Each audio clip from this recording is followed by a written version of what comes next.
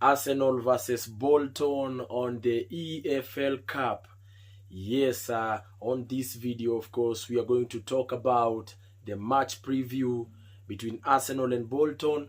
We're also going to look at how many times Arsenal has met with Bolton and how many wins have we had against Bolton and how many losses have we had against Bolton. We're also going to tackle and see the predicted first 11 that is, or the lineup, the predicted lineup that Arsenal is or could play with on this game. So, ladies and gentlemen, thank you so much for joining on to this episode. Remember to subscribe, share this video, like, comment, so that we can be able to give you more and more of these videos in the coming future on the matches of Arsenal and the reactions on matches of that Arsenal has played.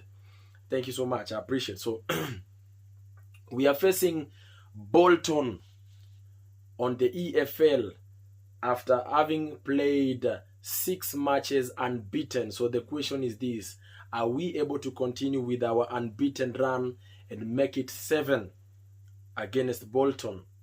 We are also facing Bolton having played a very tough match on the weekend on the EPL against Manchester City, a match that had lots and lots of mixed reactions, mixed feelings, and of course a match that Arsenal fans would not have wished to have ended the way it ended. Would have wished definitely to win that game, but on the last second, Manchester City was able to score an equalizer, late equalizer, and of course the match ended on a draw. But before we look at the squad that Arsenal is going to play with against Bolton, I just want to take a look here and see how many times we've met with Bolton, and of course how many times we've won and how many times we've drawn or how many times we've lost against them. On this one, I'm going to take a statistic of since 2010 till now on this current season. So we've played with Bolton 5 matches, and out of the 5 matches, Arsenal has won 3 matches. We've gotten 1 draw and 1 loss in favor of Bolton. So, and the last match that we played was on the EPL, where it was a draw of 0-0. And of course, we had played with them on the League Cup, this League Cup, and we had beaten them 2-1, which was in our favor.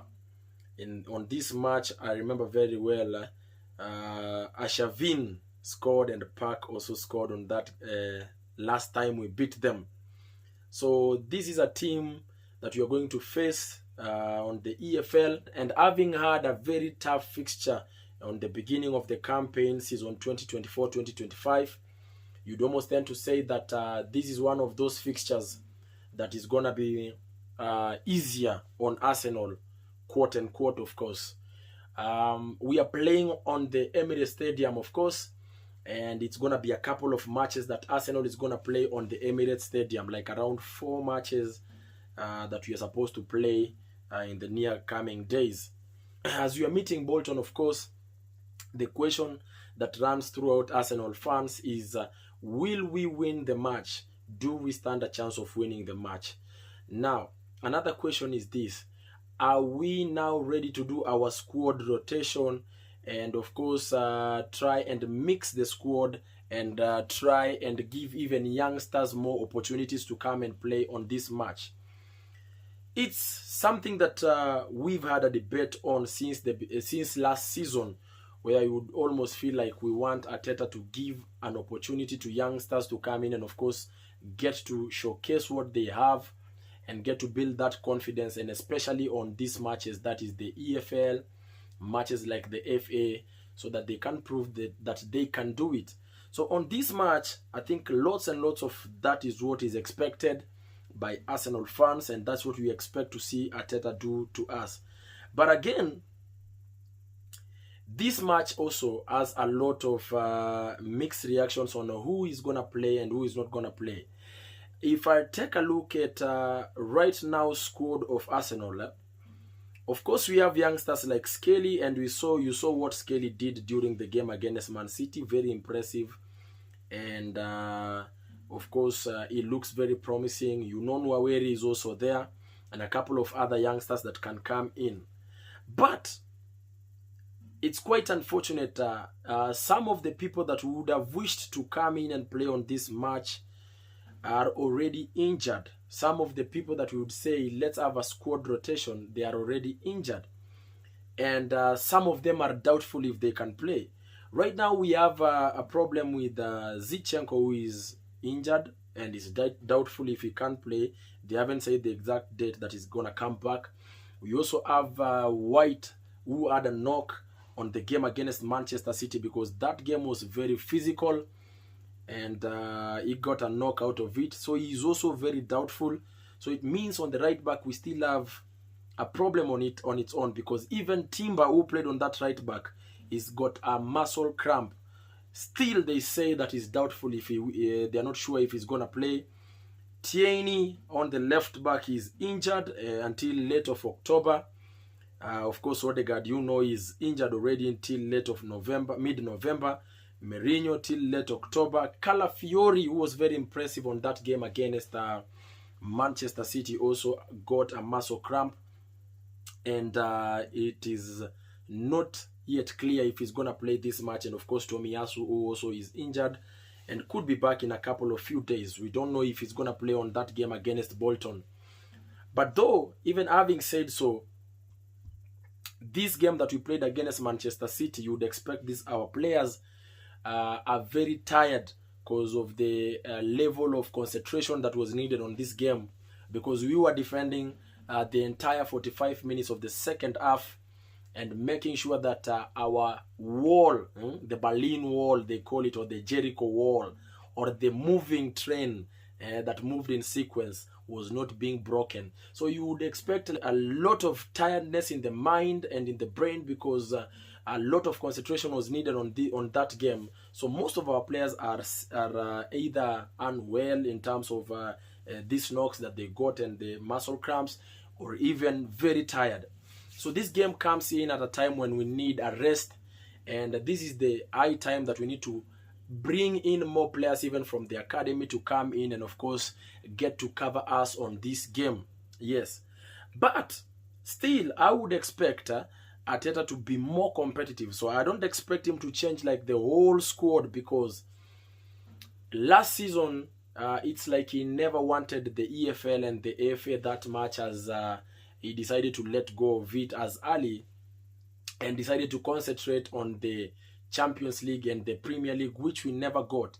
But of course, as you know, this season we are saying that we want to participate on all the cups that we are in and be competitive to the very last end.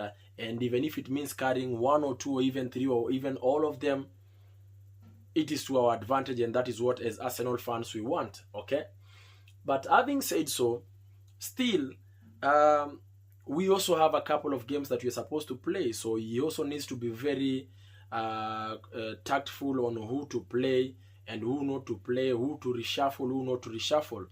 As it is, even David Raya was seen walking out of the Etihad Stadium with some bandage on the leg, and we are not sure if he will play on this match. And if I was Arteta, I would choose not to play David Raya on this game and give Neto that opportunity to play and that chance. But I would not expect the two duo, that is Saliba and Megales, to be changed, because as you've seen, so many of our defenders are injured or doubtful on when to play. And we even have a bigger problem on the right back and the left back. At the moment, we are not certain who to play on that one. Do we go completely on youngsters to hold on us on that game because it's an EFL game, or what do we do? So it's a tough decision that Arteta has to make, and in who to play and how he's gonna be compact with the other two duo, that is Saliba and Megales.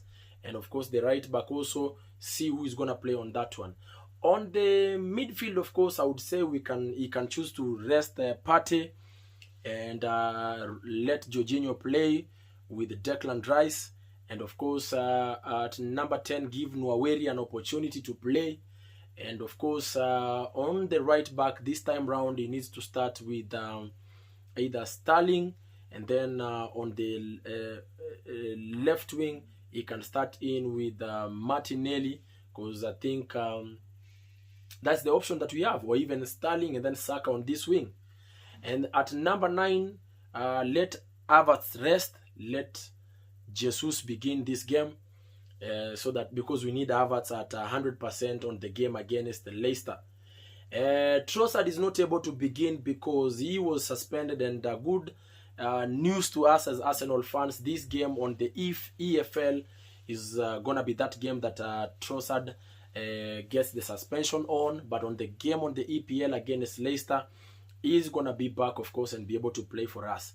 And I expect to see lots and lots of youngsters also on the bench to be able to play on this match, because I think that is why even this EFL was created, so that teams that are perceived to be smaller can play, and even youngsters can come in and of course get to play these matches. So we play this game at the Emirates with lots of expectation, hoping that we're going to win that game and continue with our unbeaten run on to game 7, and at the same time walk away with a win, a comfortable win, so that when we get into the EPL on the weekend, we are straight up with the result, knowing that we won, but not going there with a loss.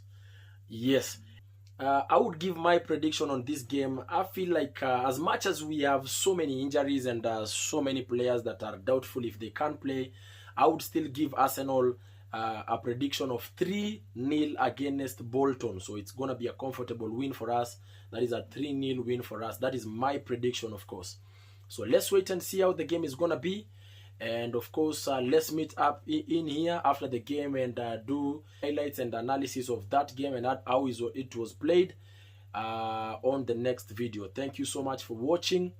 This has been Mr. Joe, and don't forget to click that subscription button, share the share the video, share the comment on the video, bring your friends in here, let them also subscribe, so that we can keep on growing day in, day out. Thank you so much. Bye bye.